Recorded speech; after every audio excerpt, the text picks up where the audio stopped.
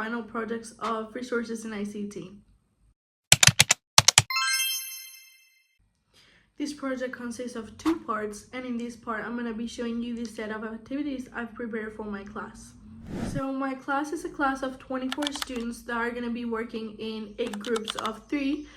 In my class, there are no high capacity students, neither disabled students, and they're bilingual. So they're going to be working together in the subject of natural science and English. Very important, they're from 5th grade, so they're 10, 11 years old. These are the curricular objectives that I followed, and taking this into account and my class characteristics, I started a chat with an AI, and I asked it to do some activities, to design some activities for my class specifically, and that I later redesigned and changed a little bit so that it really fit my class objectives. So I started a conversation with the AI. I told it the characteristics of my class, 24 students, 5th grade, and I also wrote the curricular objectives that it had to follow. The AI gave me some ideas. I also asked it for it to not be like very typical ideas, such as like the water cycle. It gave me these set of ideas of themes that I could use, of topics. And I told it that I liked the ones that had to do with animals. So after I chose that, the AI gave me some activities that I could use for my class. Are these ones, and I kept the stop motion and the comic creation, and then I added another different activity. Alright, so after my chat with the AI, I decided that the 2 topics my kids were going to work with were endangered animals and deforestation. Also, before putting my kids to do their activities, I decided to give them a little bit of an introduction by choosing some videos like these ones that could be useful for them, and by designing a game. You may know the game Taco, Gato, Cabra, Queso, Pizza, and I chose that game to adapt it to the themes I wanted to work with my kids so they could remember the vocabulary later on for later activities, and it turned out like this. Let me explain you the rules. These are the 5 different cards you can get, and each player has to have 10 cards. Each player is going to put a card on the table at the same time they say the names of the animals in order: lynx, panda, turtle, bear, sloth. Lynx, panda, turtle, bear, sloth. Once the name you said and the name on your card are the same, you put your hand on top of the cards, and the last one to put it gets all the cards. The goal of the game is to end up with no cards. So now that the kids understand what endangered animals are and the different causes of deforestation, we're gonna give them different endangered animals such as the polar bear or the sea lion, and they're gonna have to choose one that are gonna be working with in the activities in a group. But before actually showing you the activity, I chose some cards from the ACAD toolkit so I could know exactly what, how, when, and where I wanted to do my activity. And now it's the perfect time to start with the activities. In this first activity, my students are gonna do a comic working exclusively in endangered animals, and they're gonna have to do a brief comic explaining what their endangered animal is, where they live, what's their problem, and how can we help them. For this activity, for the comic, my students are gonna use the app Pixton, which is a free app where they can choose a wide variety of characters and background and images that they can use for their comic.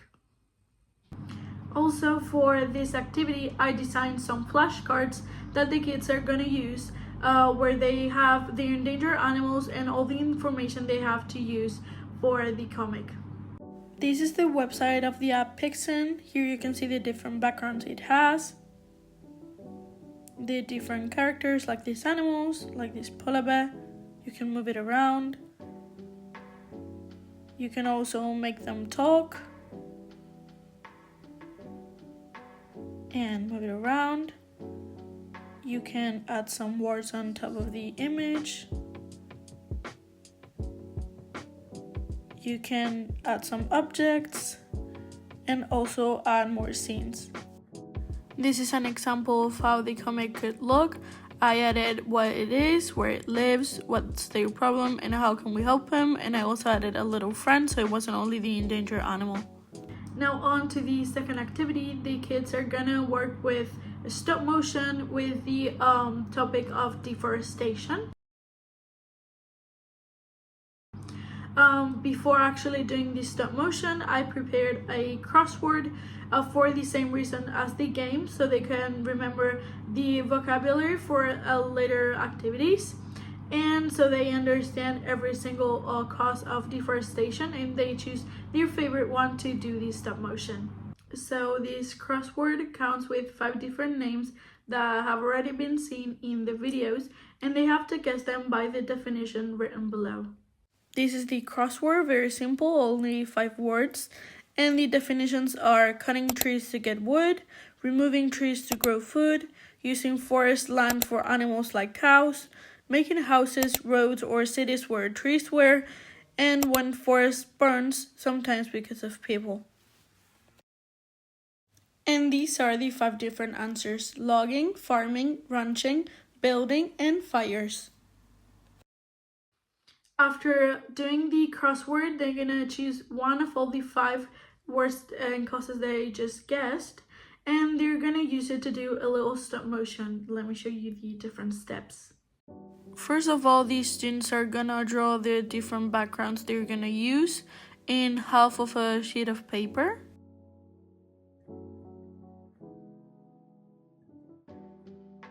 They're also gonna be drawing the different characters. This is the second background for the second part of the stop motion. And they're also going to draw the things the characters are going to say. Stop Motion Studio. This is how you can use Stop Motion Studio. You're going to be taking a picture every time you move one of the characters or add something to the scene.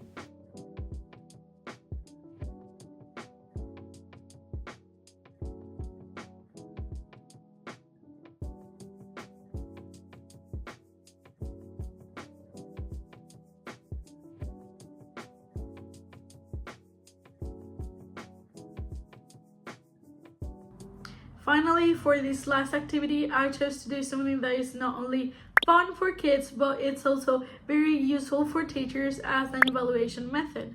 I designed a quizzes, which is kind of like a Kahoot, where the kids are gonna be answering one by one in their devices questions about the topics covered in the last classes. When you enter quizzes, it's gonna ask you for a code that the teacher is gonna give you. You join and put your name, and then once the teacher starts, it is gonna be showing you the different questions that you have to answer. The questions are in different order to each kid, so they cannot give the answers to one another or do it in pairs. The questions can be either writing something or choosing an options like this one.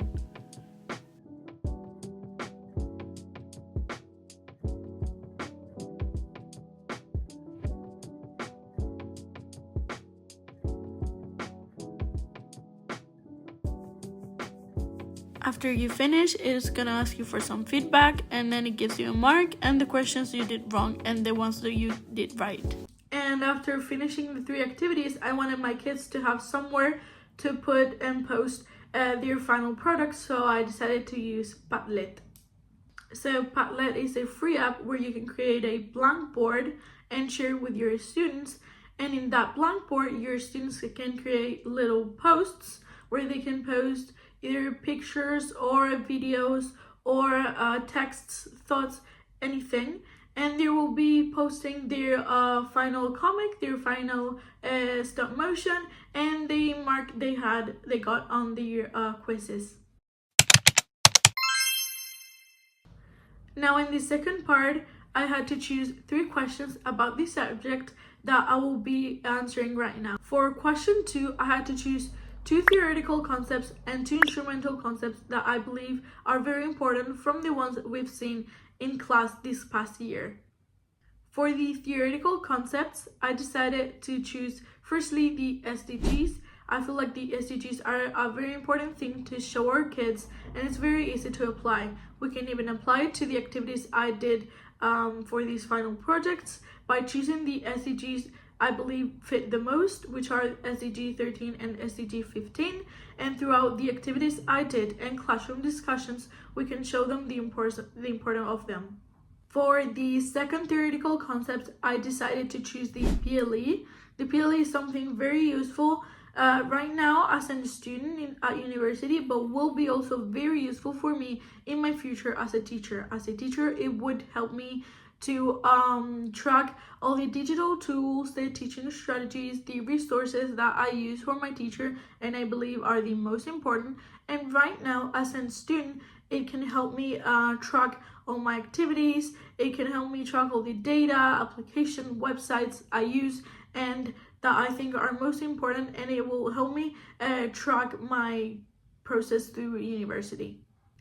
Now, as technological or instrumental concepts, I decided to choose firstly Blogger. I feel like Blogger is pretty self-explanatory because we've been using Blogger the whole year to post our roles of each activity, and it has helped us use it as a portfolio, making it very easy to come back and see any role or any activities we're done through the year. Now for the second instrument, I chose the rubric, an evaluation rubric. We use this rubric in task 7 to evaluate our most used tools, but it can also be very useful in our future as teachers to evaluate our students. With your rubric, you know exactly what you want from your kids, and it's a very easy way to evaluate them and give them feedback later on. As for the third question about my PLE, I feel like my PLE at the beginning of the course was very poor.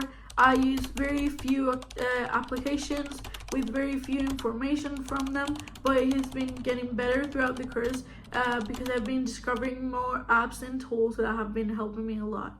Now here are 5 tools that will be sticking with me for my PLE for a long time. The first tool that I chose to stay in my PLE is Grammarly. Grammarly is a very easy way to know where you had mistakes, and I've been using it a lot for my posts on the blog to know where I had mistakes and what I could do better. The second tool that I chose was Canva because it's a very easy way to create eye-catching presentations or activities for your kids, and it has everything that you need. It has templates, it has images, presentations, stickers, anything that you need. Now for the third tool I chose was the ACAD cards. The ACAD cards have been very useful throughout the course to know exactly what I wanted to do with the activity and how I wanted to do it, and will be very useful for the same thing in my future to see it very visual. The fourth tool I chose was Padlet. Padlet, as you can see, I used it in this project, and it's a very easy and fun way kids can post their final projects so their classmates can see them. And the last tool I decided to choose was Scamly.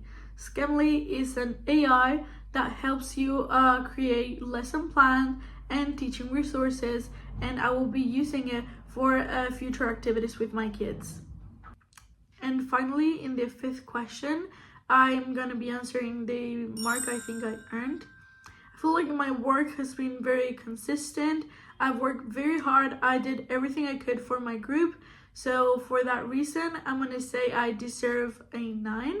The second part of this question is answering the most challenging role, which was probably analyst.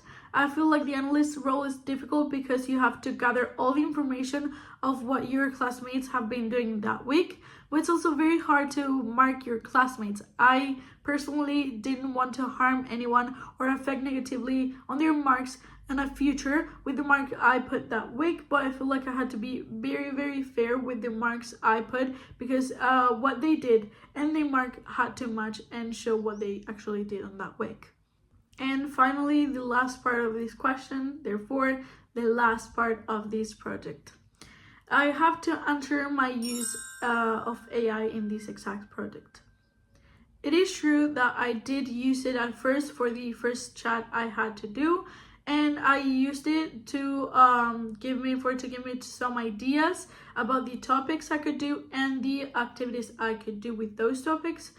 It is true that the topics, I didn't choose the ones it gave me because it gave me animals, gave me recycling, but I feel like they were very common and a lot of people were gonna do them. So I decided to change them to endangered animals and deforestation. And about the activities, I did choose the activity of stop motion and comic that it gave me. I changed them a little bit of how they were gonna be used, but I did stick with them.